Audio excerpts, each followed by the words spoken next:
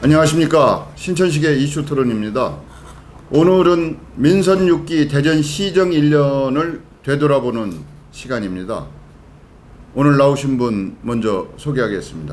자기소개 원칙이니까 최 교수님부터 말씀해 주시죠. 네, 안녕하십니까. 충남대학교 최진영입니다.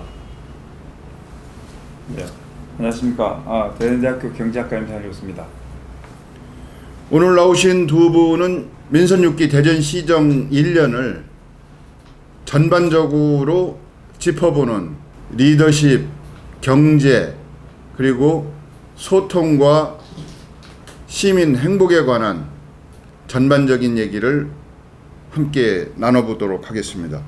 우선 민선 6기 대전 시정 지금 시점에서 1년뿐이 안 됐는데 평가한다는 것은 어떻게 보면 좀 애매할 수도 있습니다만 그래도 직접 시민으로서 또 전문가로서 어떻게 받아들이고 계신지 그 얘기부터 하고 얘기를 풀어나갔으면 합니다. 임 교수님이 먼저 한번 말씀해 주시면. 예, 신 박사님이 말씀하신다시피 1년밖에 안 되기 때문에 평가가 이르다고 볼 수밖에 없죠.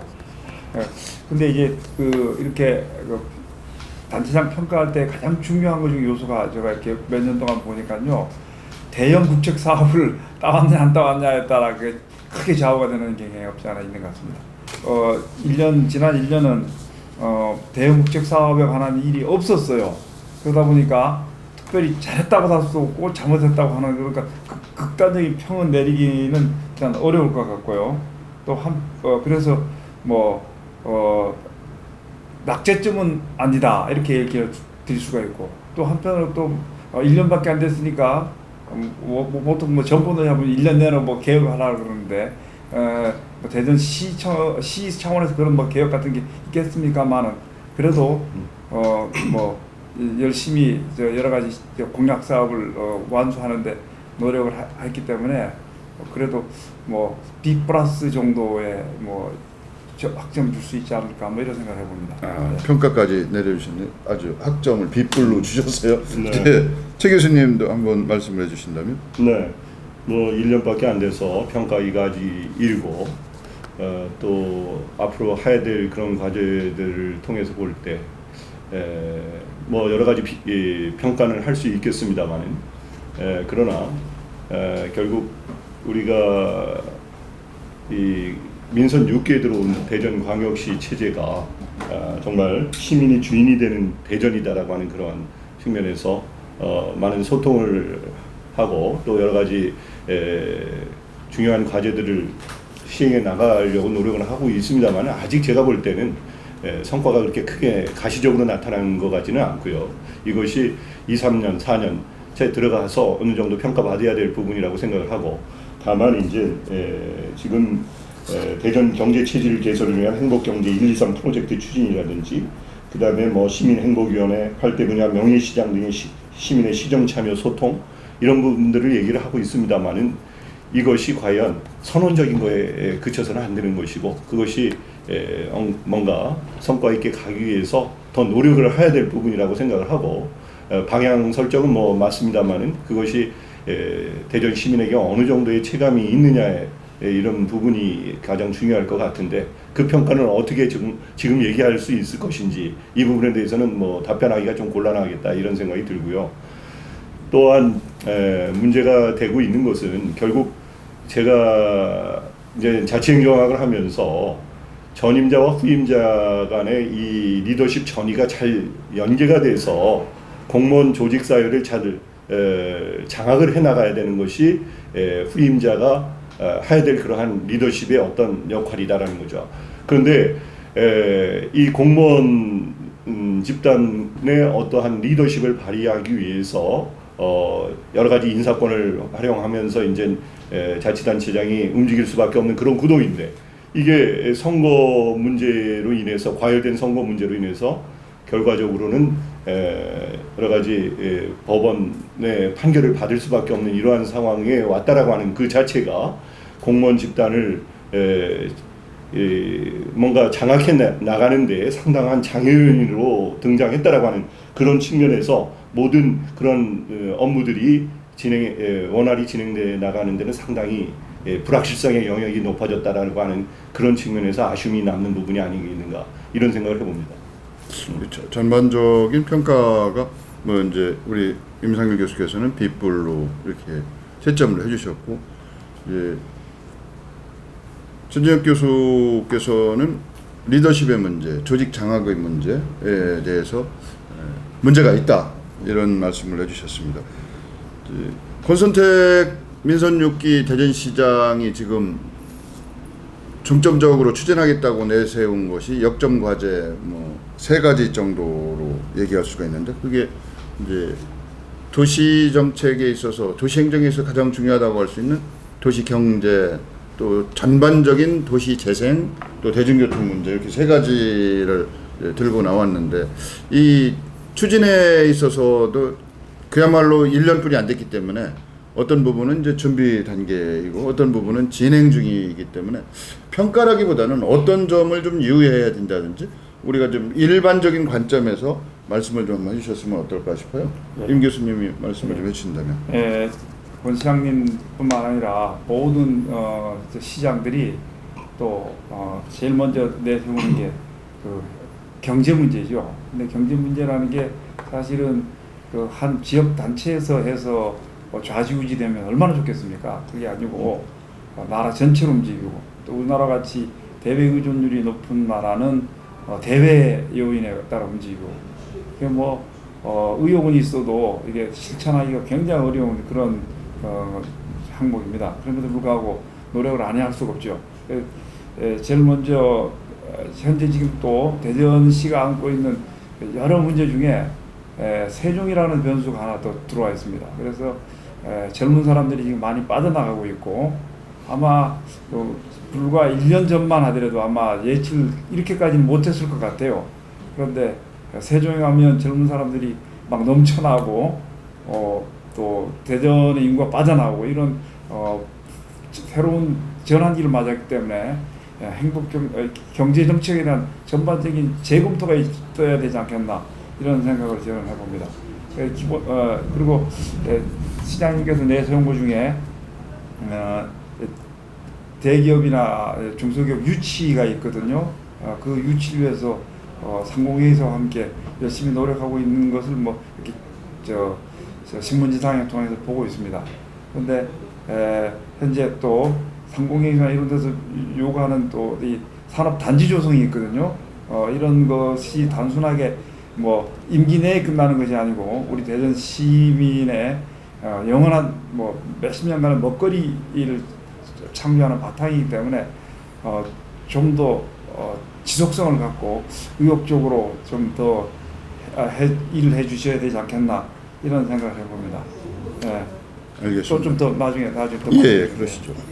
이제 3대 역정과제 추진은 뭐 도시 생활에 있어서 가장 긴급하고 중요하다고 생각할 수 있는 부분을 이제 특히 강조해서 말씀하신 것 같은데, 저는 민선 6기 대전시정 1년을 돌아보면서 권선택 시장이 가장 강조하고 뭐 어떻게 보면 전국 광역지자체 중에 최초로 도입했는데 인사 청문간담회 제도 도입 있지 않습니까? 네. 요 얘기를 한번 짚고 넘어가야 되지 않을까 싶어요. 네.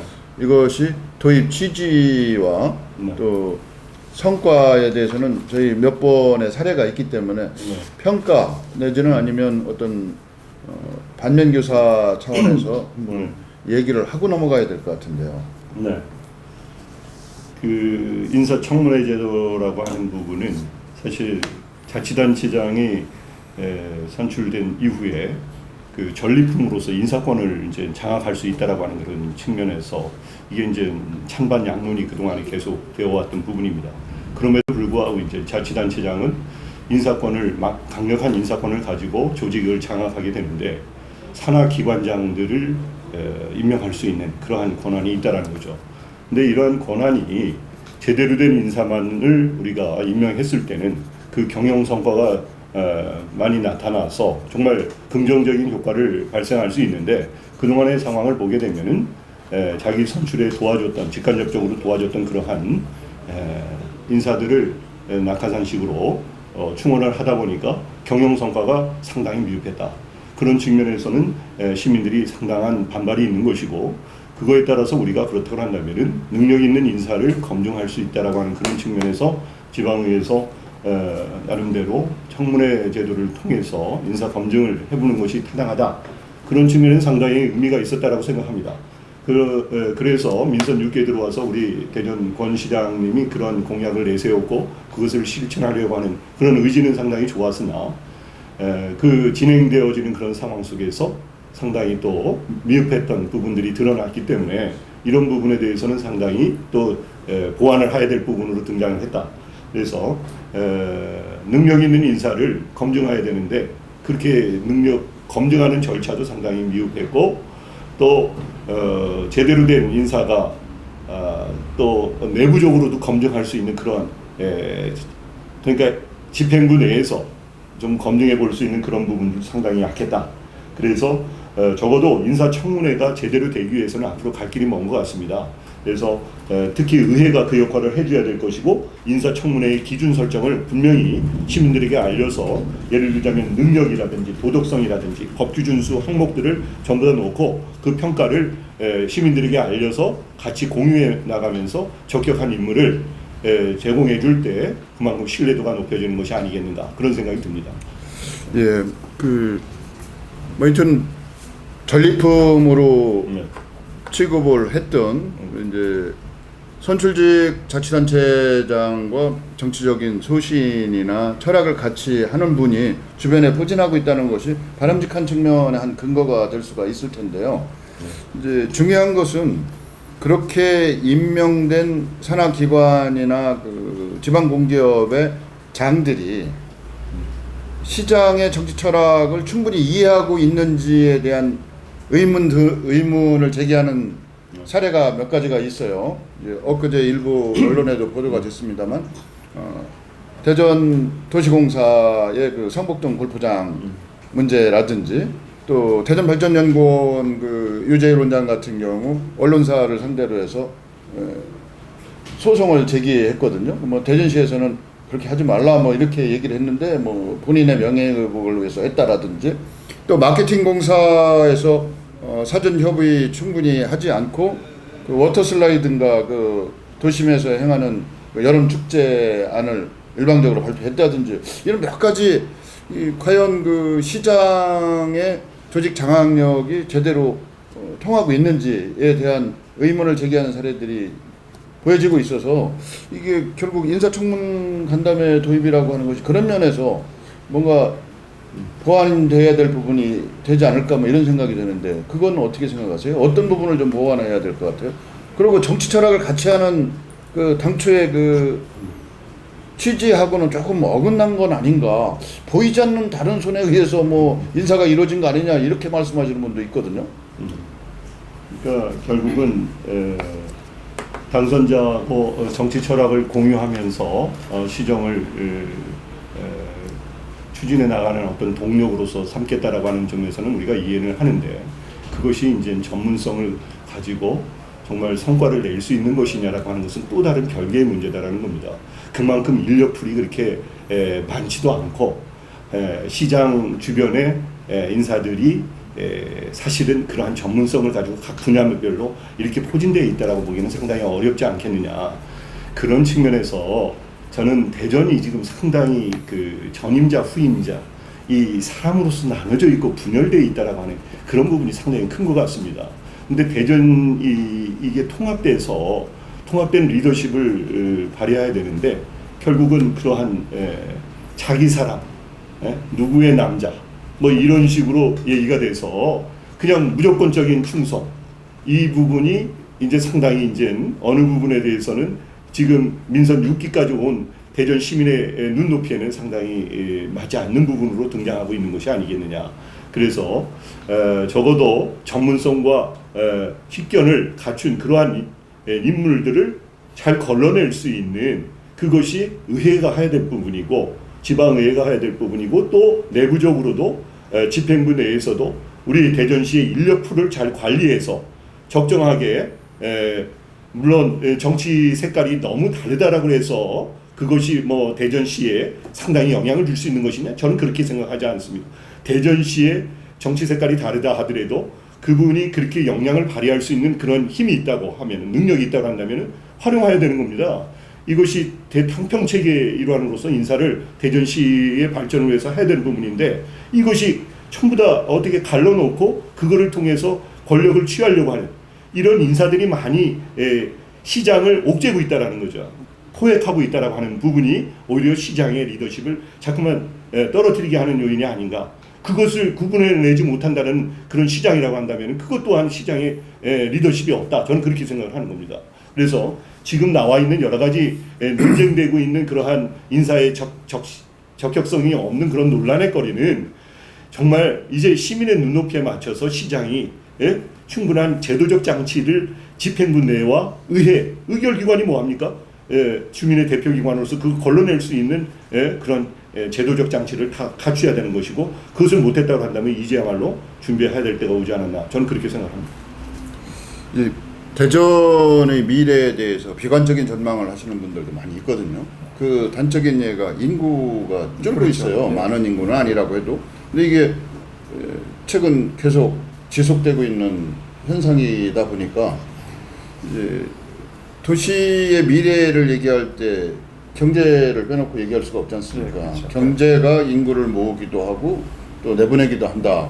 또 도시의 미래의 희망이다 이렇게 얘기할 수가 있는데, 대전 경제 희망이 있습니까? 어떻습니까? 예, 너무 어려운지 아까 제가 말씀드렸다시피 이게 뭐 대전 경제가 대전 시민에 의해서만 결정되는 것이 아니고 엄청난 힘에 의해서 결정되기 때문에 대답드리기 쉽지는 않습니다만은, 아까 말씀드렸듯이 또 사회자께서 말씀하셨다시피 다른 또 전환점이 온 것 같습니다. 제가 대전에서 쭉 몇십 년 살면서 보면 뭐 이렇게 고비가 있거든요. 사람 사는 데도 그렇죠. 근데 세종시가 하나의 큰 고비가 돼서 이 어떻게 서로 그 발을 맞춰가느냐에 따라 대전의 역할이 완전히 달라지지 않을까 이런 생각합니다. 그래서 대전하고 세종하고 상생 협력 체결도 하고 이렇게 해서 서로 힘을 합치려고 하고 있습니다만은, 우선 제일 먼저 중요한 것 중에 하나가 대전 시내 돈을 돌게 하는 겁니다. 도시 재생 사업이라든가 뭐 여러 가지 일이 있겠습니다. 원도심 그 활성화 같은 이런 것도 있지만은요. 대전 옛날부터 대전이 역의 유출이 많은 그런 도시였라고 우리가 알고 있죠. 실제 그랬었고요. 그런데 요 근래 와서는 더 심한 일이 벌어지고 있습니다. 그리고 뭐 이건 대전뿐만 아니라 대한민국 전체에서 벌어지고 있는 일이라서 뭐 얘기가 갑자기 좀 달라질 수도 있겠습니다만은 재벌은 뭐 500조 이상 차의 유보금을 쌓아놓고 있는 반면 한편에서는 복지사각지대가 있고 뭐 이런 아주 어려움이 있습니다. 그다음에 또 대전시 본청도 그렇고 구청도 그렇고 재정 자립도가 뭐 10몇 %밖에 안 돼가지고, 이게 그전 뭐 지하철 실시하기 지금 6기가 됐지 않습니까? 처음보다 더 악화된 이런 상황이 되어 있습니다. 그래서 이건 대전의 한 도시 문제가 전체 문제겠습니다만, 우선 대전시에 돈을 돌게 하기 위해서 예를 들어서 여러 정책을 하고 있죠.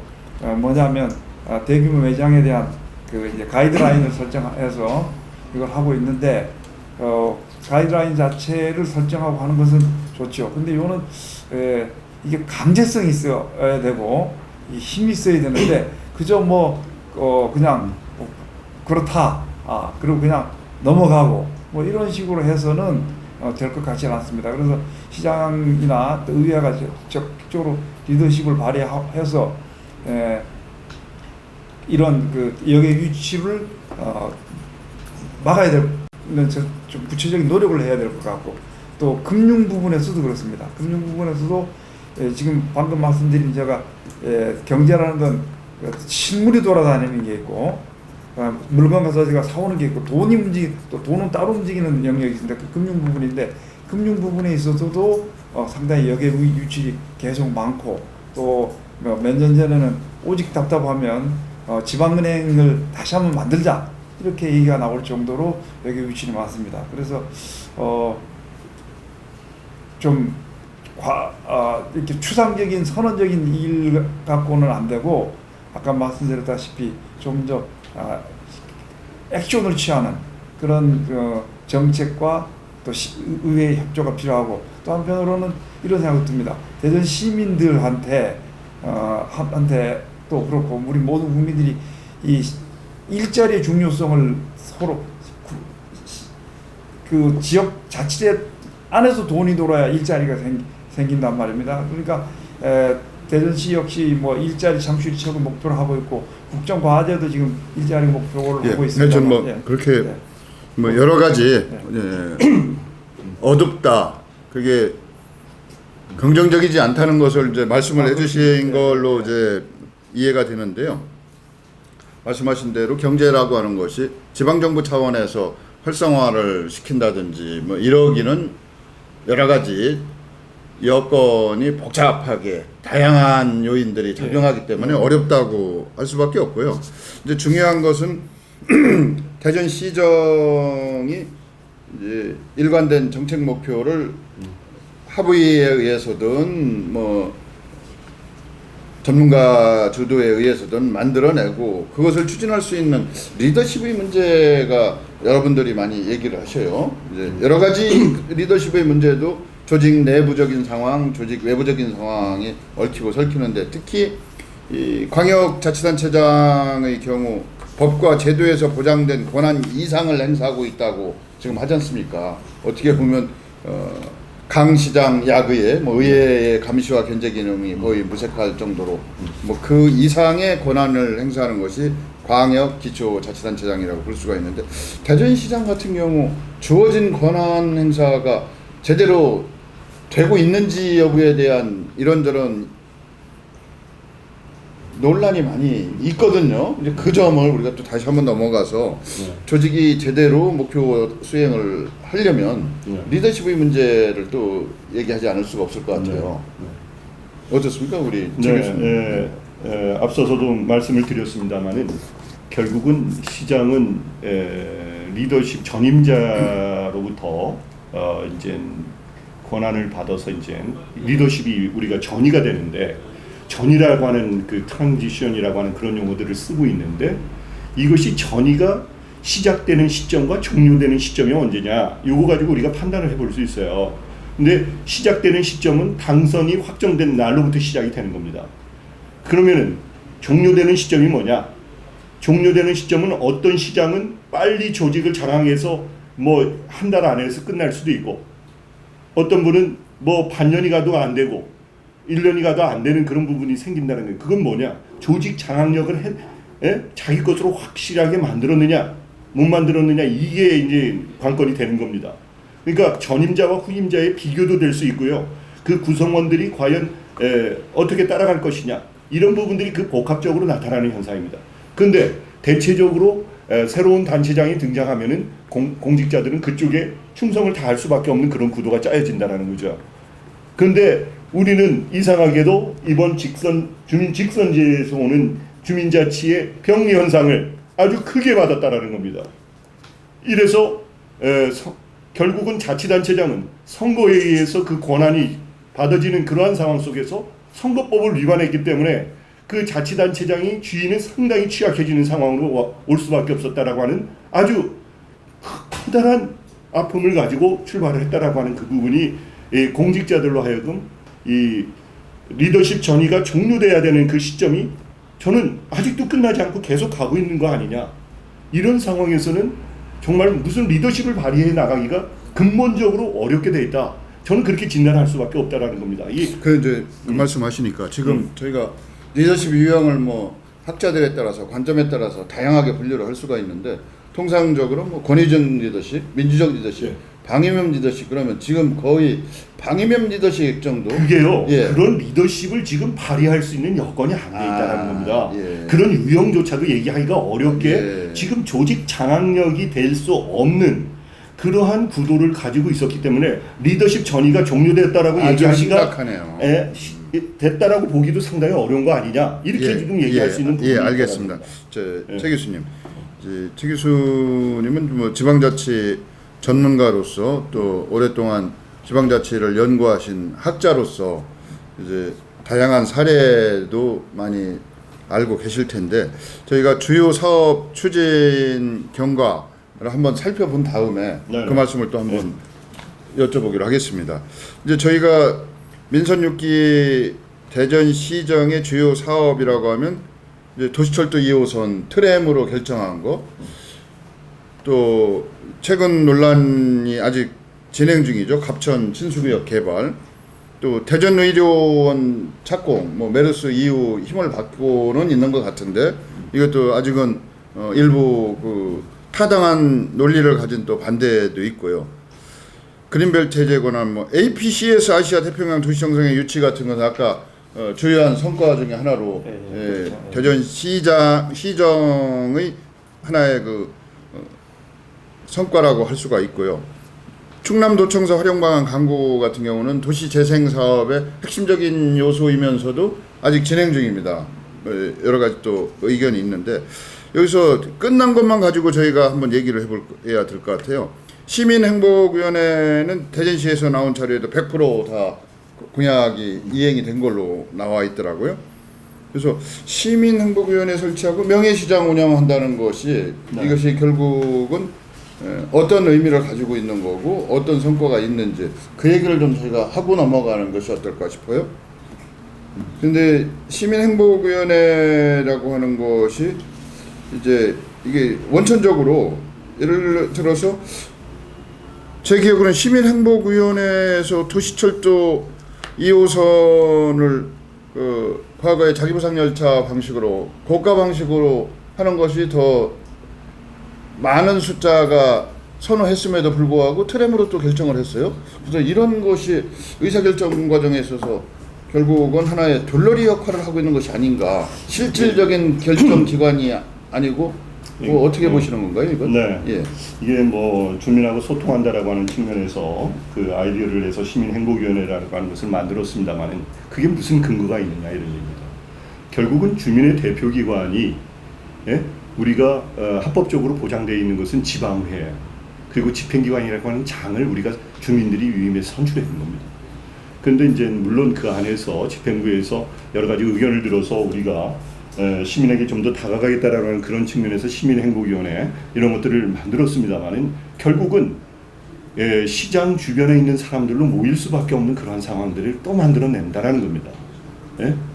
그러니까 이게 어디서부터 시작이 돼야 되냐면요. 주민 대표기관인 지방의회에서 만들어야 되는 겁니다. 원칙적으로는.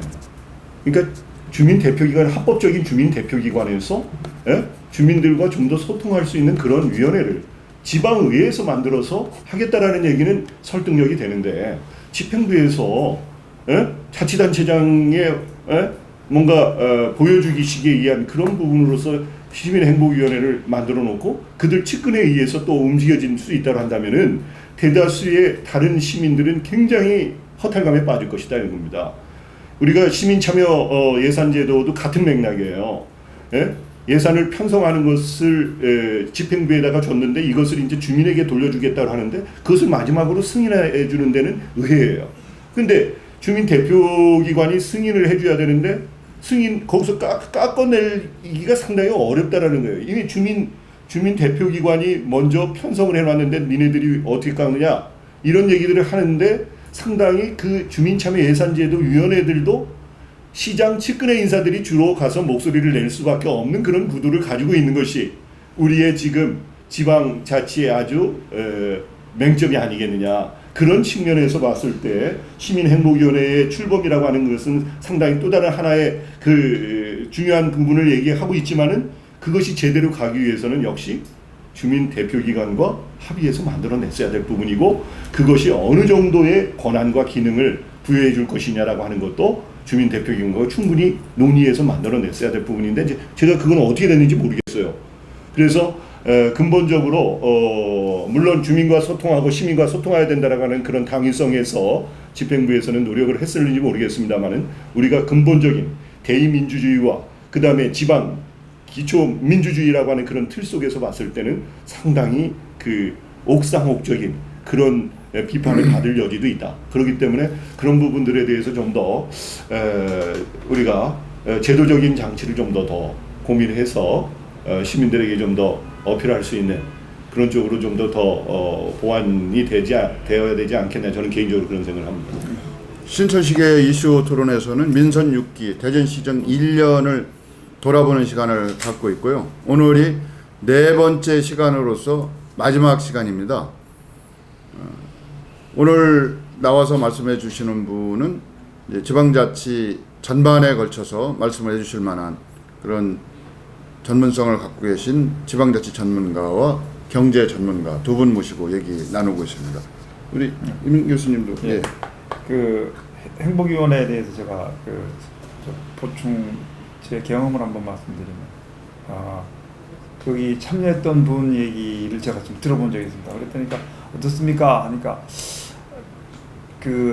이렇게 겉모양보다는 실속이 없다 이런 말씀을 하셨습니다. 그래서 지금 최 교수님 말씀하신 말씀하고 일맥상통하지 않나 이런 생각이 듭니다. 그게 이제 법적인 지위도 문제가 있을 뿐만 아니라 아무리 좋은 취지라 할지라도 이게 2년하고 무보수 명예직이고 뭐 이렇거든요. 그리고 이제 아무리 우리가 시민을 합니다만은 사실 우리 시민들이 굉장히 대전에 대해서 사랑도 하고 애정을 많이 가지고 있으니까 정보가 그렇게 많지가 않습니다. 어떤 분들은 지방 뉴스 나오면 일부러 끄는 분도 있고 지방신문 보지도 않는 분이 수두룩합니다. 그런 분들이 이제 대전시에서 만든 행복위원회에 이렇게 모였다고 만약 생각을 하면 꼭 그런 지금 현재 그렇다는 게 아니고 일반적으로 볼 때 그렇게 생각해 보면 지식이 부족을 해서 합리적인 의견을 개진할 수가 없다고 보여집니다. 그래서 제 개인적인 생각은 이 행복위원회를 말씀하신 대로 법적으로 지위를 잘 만들면 또 플러스 교육 그 다음에 또 여기 무보수 명예직이라고 하는데 자긍심도 올려주고 또 최소한의 실비를 제공한다 이렇게 해가지고 기왕 만약 이걸 계속 운영해 나가려면 명실상부하게 움직일 수 있는 그런 지혜가 필요하지 않나 이렇게 생각해 봅니다. 최 교수님, 최근 들어서 세계적인 현상 중에 하나가 이제 도시화가 대한민국 같은 경우는 90% 이상 되거든요. 이제 도시화의 특성 중에 하나가 이제 고밀도의 많은 좁은 공간에 많은 인구가 모여 살다 보니까 이제 두 가지 현상이 나타난다고 그래요. 그 도시 민주주의의 현상 중에 하나는 그 집단 이익을 실현하기 위한 집단 이기주의의 만연. 이제 엄청난 님비가 됐든 핀비가 됐든 극단적인 표현이지만 집단 이기주의의 만연. 두 번째는 지금 우리 임 교수님 지적하신 대로 정치의 염증을 느끼는 사람, 냉수주의자들이 많다는 겁니다. 멀어진. 그러니까 결국은 집단적인 이익을 관철시키기 위해서 적극적으로 로비하는 집단들이 동무대가 될 가능성이 높아지고 있다, 점점. 그래서 참여가 됐든 대의가 됐든 민주주의가 결과적으로는 후퇴하고 있다, 이런 얘기를 한 거를 본 적이 있는데 어떻습니까, 그게? 네, 동감하는 얘기고요. 우리가 시민 참여 얘기를 많이 하고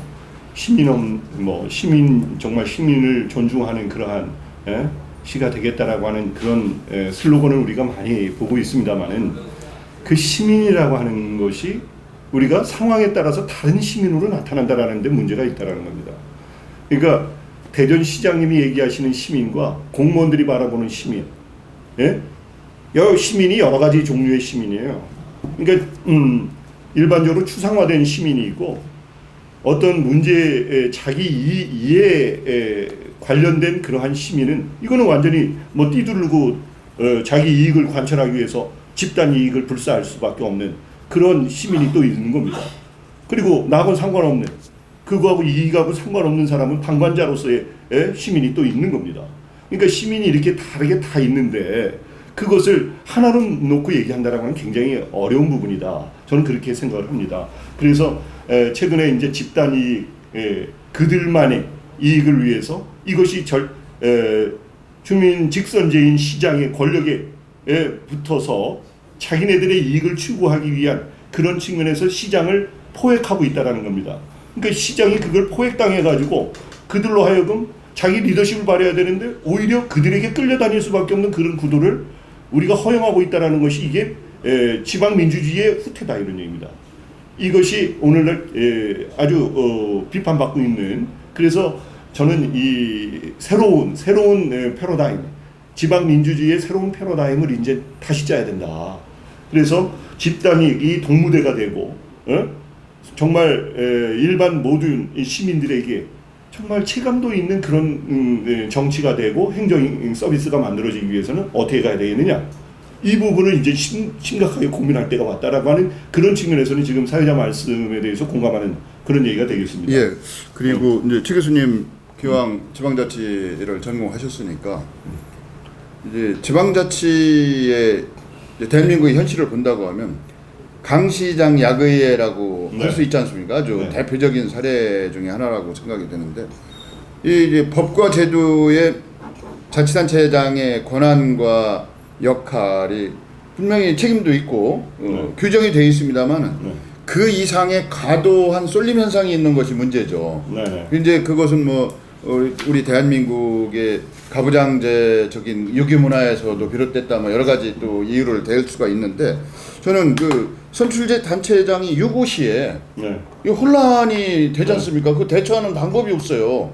그래서 그건 개인의 어떤 문제가 다수의 시민 전체, 지역 주민 전체의 불행과 직결될 수가 있으니까, 하여튼 그 시간을 저희가 다시 보충하기 위해서는 배전의 노력이 필요할 테고요.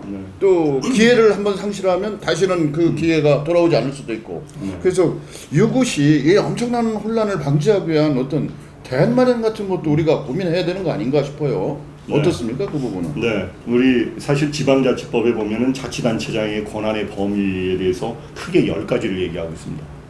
근데 이 10가지를 보게 되면은 결국 우리나라 자치단체장이 참 정말 슈퍼맨이구나 할 정도의 많은 권한을 주고 있다는 겁니다.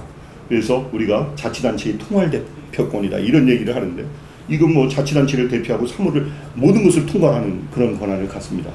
이것으로부터 우리는 강시장 의회형이다 뭐 이런 얘기를 하고 있습니다만은 그거에 따른 책임감이라고 할까, 이런 부분에 대해서는 상당히 또 약해요. 다만 이제 최근에 이제 주민 소환 제도라고 하는 그런 제도를 통해서 자치단체장이 잘못했을 때는 주민들이 끌어내릴 수 있는 그런 제도를 사실은 2007년도에 우리가 만들어 놓고 있습니다. 그러나 그것도 사실은 정치적으로 상당히 어렵게 돼 있기 때문에 그것도 제대로 실현이 안 돼 있는 상황이기 때문에 자치단체장의 권한은 뭐 이거는 굉장히 클 수밖에 없는 상황 속에서 우리가 사실 그게 자치단체장의 힘을 또 발휘할 수 없는 상황에서는 굉장히 후유증이 커져 나갈 수밖에 없는 그러한 문제점이 또 있는 거 아니냐. 그래서 이제 저희들이 이제 대안으로 얘기하는 것이 자치단체장의 그 기관 구성이라고 하는 거죠. 자치단체장과 의회와의 권력 배분 관계의 그러한 모습을 우리가 왜 강시장 의회형의 모든 자치단체가 다 그것을 해야만 하느냐. 그러니까 좀 어느 자치단체에서는 적어도 주민 참여형 모델 속에서의 권력을 분점해 나갈 수 있는 그러한 권한을 서로 나눠갈 수 있는 그런 정부 형태를 주민이 선택해서 갈 수 있는 다양한 모델을 선택할 수 있도록 그런 것들을 제시해줘서 우리가 대전시에 맞는 것들을 선택해서 쓸 수 있는 그러한 정말 진보된 지방자치를 해 나가야 될 때가 오지 않았냐 이렇게 얘기하는 학자들도 있는 겁니다. 그러나 아직은 조금 지금 시기상조라고 얘기를 할 수 있겠습니다만은, 그러나 오늘날에 정말 주민자치로서의 자치단체장을 선출하는 것이 가장 최고의 우리의 민주주의를 확인하는 것이라고 우리가 1995년에 그 이전에 싸웠습니다만은 그것만 가지고 다 되지 않는다라고 하는 사실을 우리가 민선 6개 와서 다시 아주 뼈저리게 값진 교훈을 받고 있는 것이 아니겠느냐. 그렇다고 한다면은 우리가 이때야말로 새로운 패러다임을 전개해야 되는 당위성이 지금 나타나고 있는 것이 아니겠느냐. 그런 측면에서는 충분히 우리가 앞으로 논의해야 될 그런 과제가 되고 있다. 저는 그렇게 생각합니다. 임 교수님, 임 교수님 이제 경제를 전공하셨으니까 이제 요즘 공공 부분의 상황을 말씀하고 있습니다만 민간 부분에서 보면 이제 뭐 상법의 주식회사나 이런 걸 저희가 예를 든다면 대표이사가 있고 예. 대표이사의 전횡이나 독선을 방지하기 위한 이사회도 있고 뭐 이렇게 어떻게 좀 민간 영역에서는 나름대로 견제와 균형 뭐 이런 것이 이루어지고 있지 않나요? 어떻습니까? 예. 회사에 따라 물론 다르겠습니다만 기본적으로 주주총회가 있고 이사회가 있고 그다음에 우리나라에서는 이제 뭐 상장된 기업 같은 경우는 그렇지 않습니다만 재벌 회사 같은 경우는 지주회사를 통해서 이렇게 재벌들이 통제하고 있죠. 우리가 지금 대전시 얘기를 하고 있습니다만 좀 이렇게 대전시도 우리나라 지금 최 교수님과 신 박사님 말씀하신 대로 우리나라 전체 정치 상황 내지는 지방자치 제도하고 관련되어 있기 때문에 지금 또 우리가 사적 영역에서 어떠냐는 말씀을 지금 저한테 물어봤는데 사적 영역에서도 우리나라는 제가 보기엔 기본적으로 우리나라 사람들은 통일 신라부터 시작해서 중앙 집권에 굉장히 익숙한 사람들입니다. 우리 DNA가 뭐 제 개인적인 농담으로 이미 DNA 획득 형질은 유전되지 않는다고 하는데 우리는 이미 그렇게 유전되어 있는 그런 걸 가지고 있어요. 그래서 무슨 문제가 생기면 다 장한테 물어보고 또 안 되면 또 중앙에 물어보고 이런 시스템이 그래서 우리가 지금 자본주의를 어떤 사람은 120년 뭐 광복 70년 뭐 요렇게밖에 안 되고 지방자치단체 제도는 지금 불과 20년밖에 안 됐습니다. 이게 엇박자가 나는 것 같아요. 그래서 이 엇박자를 어떻게 해결하느냐는 게 앞으로 우리 세대의 과제고 또 우리 후세들한테 좀 더 지금보다는 좀 잘 만들어진 모델로 지금 우리가 후손들한테 전달해줄 아까 전이라는 말씀 우리 최 교수님 하셨는데 그 표현이 좋은 것 같아요. 그래서 그런 의무가 있다고 생각합니다. 그게 다시 말씀드리면 공적인 영역에서 아주 지극하게 극단적으로 많이 나타나고 있고 사적인 영역에서도 그렇게 적진 않다 이렇게 말씀드릴 수가 있겠습니다.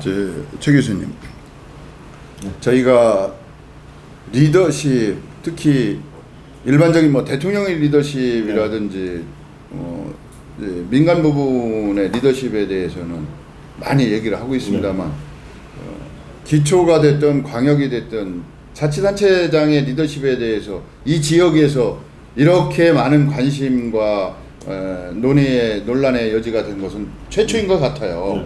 그래서 저희가 뭐 특정인을 어떻게 염두에 두고 얘기하는 것도 중요하겠지만 바람직한 자치단체장의 리더십 유형은 뭐가 있을지 그런 것을 한번 얘기해보는 것도 좋은 정면 교사라고 할까?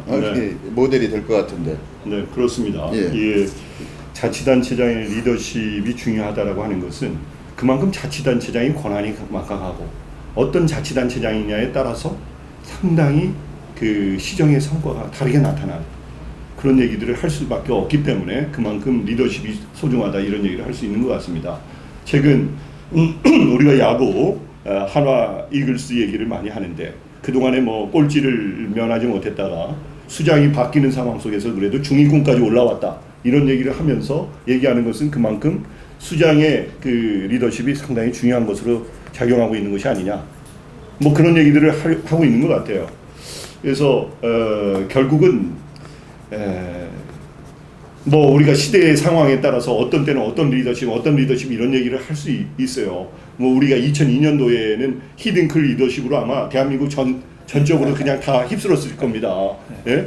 뭐 어디서 안 불러간 적이 없을 정도로 히딩클 리더십이 많이 얘기가 됐어요. 그러다가 어느 순간에 또 보니까 이제 드라마를 통해서 이순신 장군의 리더십이 또 뭐 이거 공사를 불문하고 다 그냥 아주 최고의 리더십의 모델로 얘기가 되고 있는 그런 상황인데요. 저는 근본적으로 자치단체장이 그 시민에게 선출을 받았기 때문에 시민에게 얼마만큼의 진정성을 갖고 자기의 최선을 다하고 있느냐 이것이 진정해야 되거든요. 진정성이 있고 이게 무슨 정치적으로 가식을 가지고 전략적으로 움직이고 이게 아니라 정말 이순신 장군의 리더십은 뭡니까?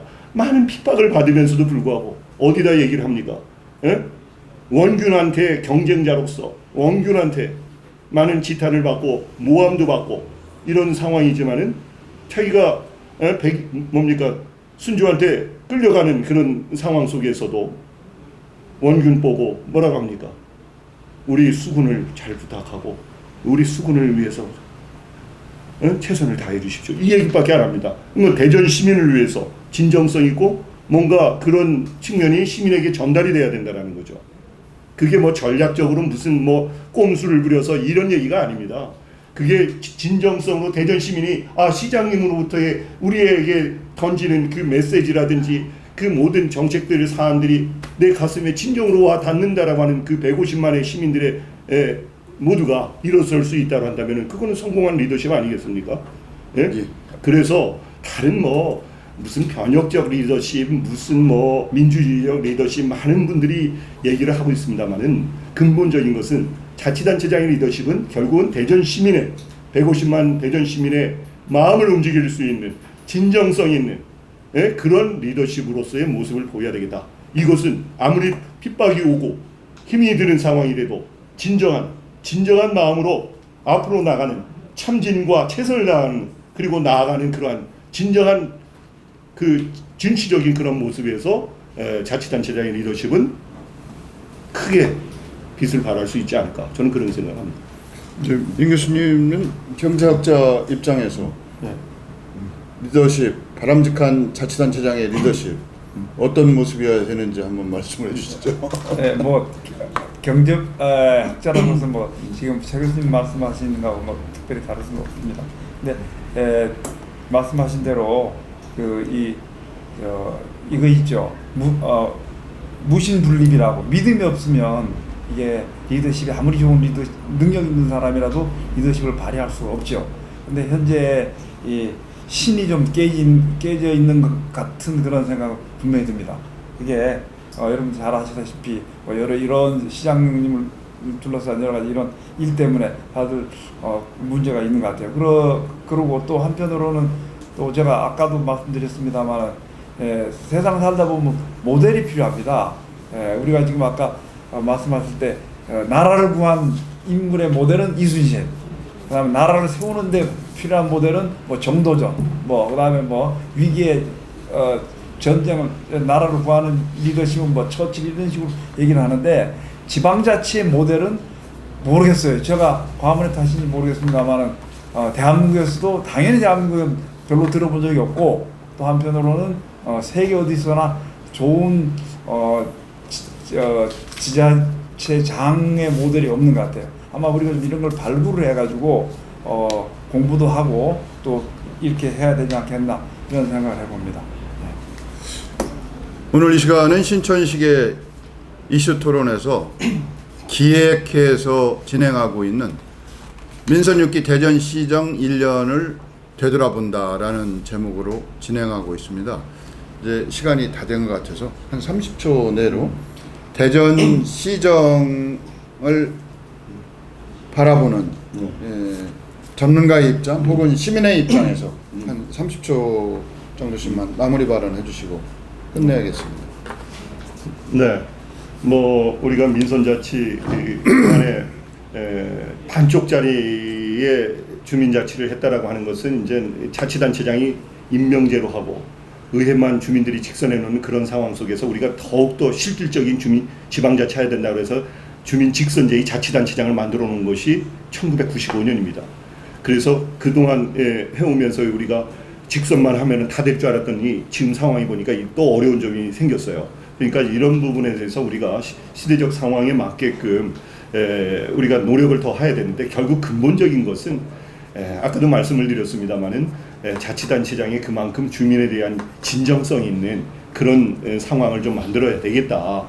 그것이 옆에 있는 전략가들이 뭐 이렇게 꼼수적인 전략 이런 식으로 가서는 안 되고 대의적인 측면에서 정말 리더십을 크게 발휘해주는 그런 통큰 그런 자치단체장이 되기를 바라면서 그걸 통해서 대전시의 또 다른 지방자치 모델이 확립되어지는 그러한 민선 6기가 되었으면 하는 그런 바람입니다. 네. 경제 문제라는 게 하루아침에 되지 않습니다. 로마가 하루아침에 이루어지지 않았다는 말은 로마의 번영이 경제에 있고 또 한편으로는 정치에 있습니다. 나름대로 분권을 하면서 또 전체를 통합하는 이런 힘이 로마를 만들어냈습니다. 그와 마찬가지로 대전도 경제가 중요하고 정치가 중요하고 지방자치가 중요합니다. 이런 걸 다 어울리게 할 수 있는 그런 중심에는 누가 뭐라 그래도 시장이 있습니다. 그런데 여러 가지 지금 개인적인 일 때문에 좀 어려움이 있고 그래서 저도 말씀드리기 굉장히 조심스럽습니다. 그러니까 어쨌거나 약간 가일치 노력을 해야 될 것 같고요. 또 우리 국민들도 지방자치 역사가 짧기 때문에 단순하게 시장만 뽑으면 다 될 줄 알았는데 그게 아니지 않습니까? 또 의회만 뽑으면 될 줄 알았는데 그게 아니고 지방자치가 내 삶의 가장 기본이라고 하는 이런 원칙을 피부로 느끼고 또 이걸 실천하려고 하는 시민들 의식과 실천이 대단히 중요하다는 말씀을 마지막으로 드리고 싶습니다. 예, 장시간 동안 봐주셔서 감사드립니다. 신천식의 이슈토론에서는 민선 6기 대전시정 1년을 되돌아보는 시간을 분석하는 그런 자리를 마련하고 있습니다. 신천식의 이슈토론 오늘 마치겠습니다. 고맙습니다.